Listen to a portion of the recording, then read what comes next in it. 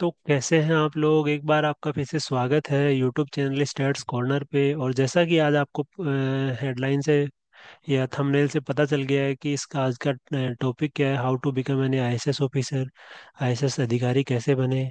तो इसके लिए हम जानेंगे कि कैसे एग्ज़ाम होता है, कितनी सीट आती हैं, कब एप्लीकेशन फॉर्म आता है, क्या मिनिमम एलिजिबिलिटी क्राइटेरिया रहता है। एलिजिबिलिटी क्राइटेरिया को लेके भी काफ़ी सारी क्वेश्चन होते हैं लोगों के।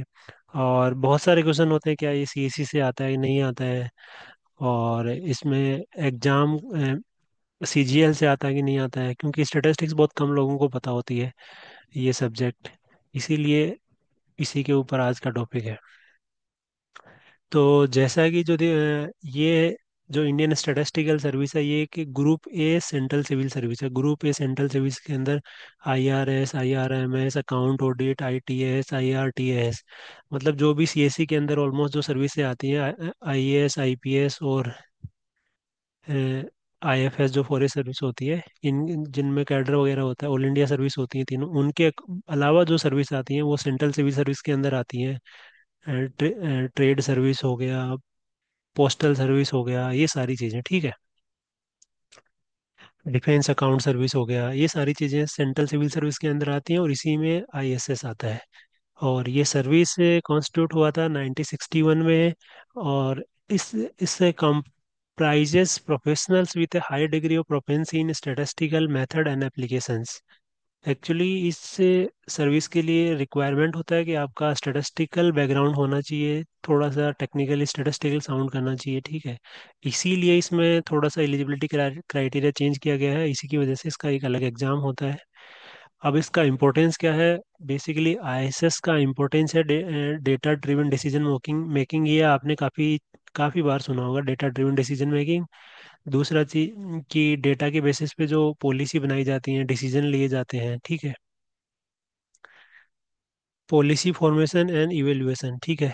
पॉलिसी फॉर्मेशन, जो नई नई पॉलिसी आती हैं, इसके पीछे जो डेटा होता है, डेटा के जो रिजल्ट होते हैं, उनके बेसिस पे नई पॉलिसी बनाई जाती है। Resource allocation and development programmes, basically development programme जो चलते हैं उनके अंदर जो मॉनिटरिंग मॉनिटरिंग होती है ना, वो एक तरह से इसी सर्विस के द्वारा की जाती है। इवेलुएशन एंड मॉनिटरिंग का काम जो होता है, जैसे कि एक project monitoring, infrastructure and project monitoring division भी होता है मोस्पी के अंदर में, जो गवर्नमेंट के 150 करोड़ से ज़्यादा के जो भी सारे बजट प्रोजेक्ट होते हैं उनकी मॉनिटरिंग करते हैं, ठीक है। बाकी रिसोर्स एलोकेशन भी मतलब हर चीज़ आपको पता है ना, डेटा के बेसिस पे होती है कि किसकी कितनी रिक्वायरमेंट है, उसके हिसाब से किसको कितना रिसोर्स एलोकेशन होना चाहिए, ये नहीं होना चाहिए, ठीक है। बाकी अगर आपको इससे इसी इन डेप्थ कोई हो तो आप कमेंट में मेंशन कर दीजिए या मेल कर दीजिए। आगे चलते हैं। एप्लीकेशन प्रोसीजर क्या है। एप्लीकेशन आपको ये एग्ज़ाम यूपीएससी करवाता है, ठीक है। यूपीएससी के थ्रू आपको इसको अप्लाई करना पड़ेगा। UPSC online.nic.in पे जाके आप अप्लाई कर सकते हैं। नंबर ऑफ सीट कितनी आती हैं, अप्रोक्स 30 सीट आती हैं, +- 5 हो सकती हैं, ठीक है। मतलब हो जाती हैं इतनी। कई बार किसी ईयर कम आ गई तो नेक्स्ट ईयर ज़्यादा होनी चाहिए, बट एज ऑन एवरेज 25 से 35 के बीच में रहती हैं। और कभी कभी 50 भी आ सकती हैं, नो डाउट, ऐसा कोई वो नहीं है। लेकिन एज ऑन एवरेज 30 +- 5 के आसपास रहती हैं, ठीक है। नोटिफिकेशन एग्जाम का नोटिफिकेशन आता है अप्रैल मंथ में। अप्रैल मंथ के स्टार्टिंग में नोटिफिकेशन आ जाता है। और जो रिटर्न एग्जाम होता है इसका, वो जून के लास्ट वीक में होता है। लास्ट जो वीकेंड पड़ता है ना जून का, लास्ट फ्राइडे सैटरडे संडे 3 दिन एग्जाम होता है इसका। तो लास्ट जो फ्राइडे सैटरडे संडे होते हैं उनमें ये एग्जाम होता है, और इंटरव्यू होता है नवंबर दिसंबर में। और इंटरव्यू के 7 से 10 15 दिन तक रिजल्ट आ जाता है, ठीक है। बाकी इसके एग्ज़ाम फ़ी, एग्ज़ाम सेंटर, एग्जाम्सन, जो बाकी चीज़ें बाकी आप यूपीएससी के एप्लीकेशन में देखते हो, वो सारी चीज़ें इसमें भी लागू हैं, ठीक है। एग्ज़ाम सेंटर वगैरह आप UPSC.online.nic पे जाके देख सकते हो कि कहाँ कहाँ इसका एग्ज़ाम होती है, क्या नहीं होती है। आगे चलते हैं। इसके एजुकेशनल जो रिक्वायरमेंट होती है, इसके बेसिस पे काफ़ी कंफ्यूजन रहता है लोगों को कि क्या है क्या नहीं है। पहले क्या होता था, आज से 2 साल पहले, कि इसका Indian statistical service must have obtain a bachelor degree with statistics, mathematical statistics, applied statistics as one of the subject, ठीक है। ये जो लाइन है ना, as one of the subject, ये बहुत मैटर करती थी कि कुछ लोग जो इंजीनियरिंग में होते हैं या कोई भी बीए बीएससी कुछ भी करते हैं, बीटेक करते हैं, उन्होंने स्टैटिस्टिक्स आजकल ऐसा कॉमन सब्जेक्ट हो गया, जो ज्योग्राफी वाले भी स्टैटिस्टिक्स पढ़ते हैं, इकोनॉमिक्स वाले भी स्टैटिस्टिक्स, बीकॉम वाले भी स्टैटिस्टिक्स पढ़ते हैं। ठीक है, रिसर्च मैथडोलॉजी जो होता है उसमें आजकल सभी पीएचडी के अंदर रिसर्च मैथडोलॉजी होता है, वो सभी पढ़ते हैं। ठीक है, तो ये वाला इसलिए इम्पोर्टेंट हो जाता है। लेकिन लास्ट ईयर से इन्होंने क्लियरली मेंशन कर दिया है कि अगर आपके पास बैचलर डिग्री है, ठीक है, तो जो आपने सब्जेक्ट पढ़ा है ना, in all the 3 years of bachelor degree courses, ठीक है, आपने अगर बीएससी किया है 3 सब्जेक्ट के अंदर, लाइक कि फिजिक्स केमिस्ट्री मैथमेटिक्स के अंदर किया है, तो आपने तीनों साल स्टैटिस्टिक्स पढ़ा होना चाहिए। आपने अगर कोई ऑनर्स किया है तो उसके साथ में आपने 3 साल स्टैटिस्टिक्स पढ़ा होना चाहिए। ठीक है, ये सारी चीज़ें इसमें मेंशन है। अगर बैचलर नहीं है तो आपका मास्टर्स स्टैटिस्टिक्स, मैथमेटिकल स्टैटिस्टिक्स और अप्लाइड स्टैटिस्टिक्स के अंदर होना चाहिए। ठीक है, वहाँ से आप ये क्राइटेरिया फुलफिल कर सकते हो। एज लिमिट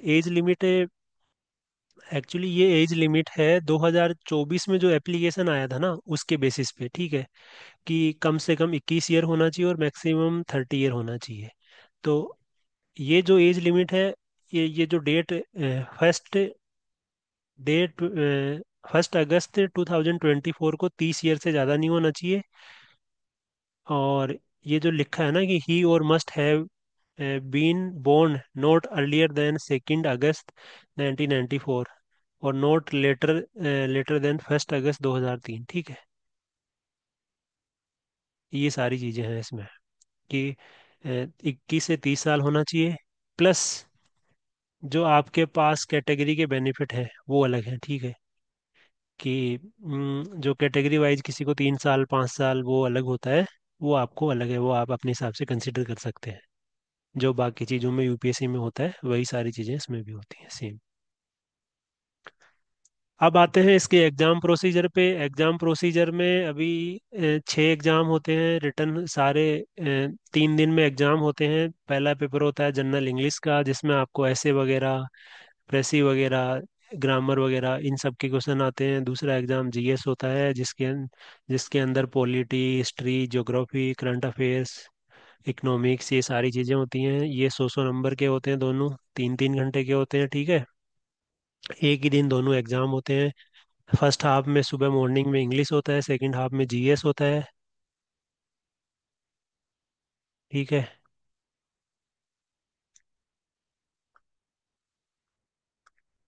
और इसमें 20 क्वेश्चन होते हैं। ठीक है, इसमें क्वेश्चन शायद 5 या 6 क्वेश्चन होते हैं। वो अलग अलग, वो तो आप प्रीवियस ईयर का कोई पेपर देखोगे। और दोनों मतलब डिस्क्रिप्टिव टाइप के पेपर होते हैं। ठीक है, आपको आंसर सारे लिख के आने पड़ेंगे पेपर में।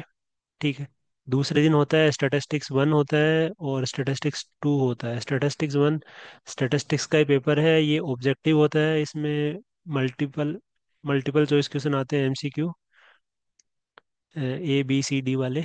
तो ये 2 2 घंटे के होते हैं। इनके अंदर आपको 80 क्वेश्चन मिलते हैं पेपर में, और 200 मार्क्स के होते हैं। ठीक है, और जो तीसरे दिन जो पेपर होते हैं स्टैटिस्टिक्स 3 और स्टैटिस्टिक्स 4, ये भी 2 2 सौ नंबर के होते हैं।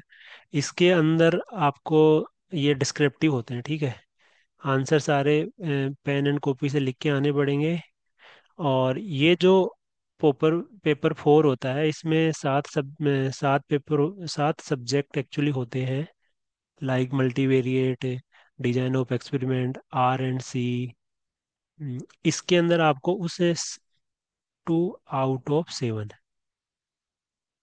7 में से कोई 2 आपको जो आपकी पसंद के हैं वो करने पड़ते हैं। डिजाइन ऑफ एक्सपेरिमेंट हो गया, SQC हो गया, डेमोग्राफी हो गया, आर एंड वो हो गया कंप्यूटर, C&R हो गया। और इसके बाद में जो ऑलमोस्ट 2.5 से लेके 3 टाइम सीट्स के जो कैंडिडेट होते हैं, उनको इंटरव्यू के लिए बुलाते हैं, पर्सनल टेस्ट के लिए, वो पर्सनैलिटी टेस्ट के लिए। ये 200 मार्क्स का होता है। ठीक है, 200 मार्क्स का इंटरव्यू होता है। और इसके अलावा अगर आपको कोई जानकारी चाहिए कि कैसे एग्ज़ाम में और कोई डाउट हो, तो आप कमेंट बॉक्स में मेंशन कर दीजिए, या ईमेल भेज सकते हैं। बाकी इस वीडियो के लिए इतना ही। Thank you for watching.